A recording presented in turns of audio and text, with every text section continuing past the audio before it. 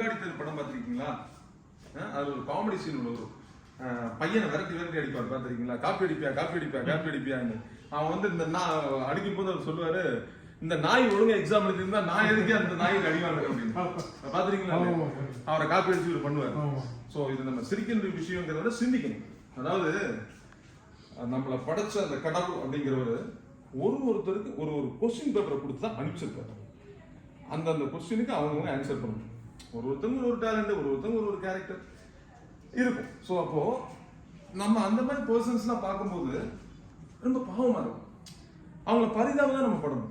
ஏன்னு சொல்லுங்களேன், நானும் அவனை மாதிரி பண்றேன், எப்படி நானும் பயங்கரமா அதே மாதிரி பண்றேன்ல அப்படின்னு வந்து இவங்கெல்லாம் வந்து அவங்களுக்குள்ள அப்படி நினைச்சுப்பாங்க. அப்போ இந்த மாதிரி பர்சன்ஸ்லாம் நான் கன்சிடர் பண்றதே இல்லை. ஏன்னு சொல்லுங்களேன், அவங்க பாவம், நான் பரிதாபப்படும். நீங்க பாட்டுக்கு அந்த வீடியோ போய் பார்த்து வியூஸ் ஏற்றி விட்டுட்டு இருக்காங்க. அது 1-2 தான் வீடியோ வியூஸ் போயிட்டு இருக்குது. நீங்க காமெடிக்கு பாக்குறோம் பார்த்து அந்த வியூஸ் ஏற்றி விட்டுட்டு இருக்காங்க. ஜஸ்ட் இதெல்லாம் தட்டி விட்டு, இந்த மாதிரி எறும்பு நிறைய சுத்திட்டு இருக்கு. ஜஸ்ட் இப்படி தட்டி விட்ட மாதிரி தட்டி விட்டு நம்ம போயிட்டே இருக்கணும். திங்க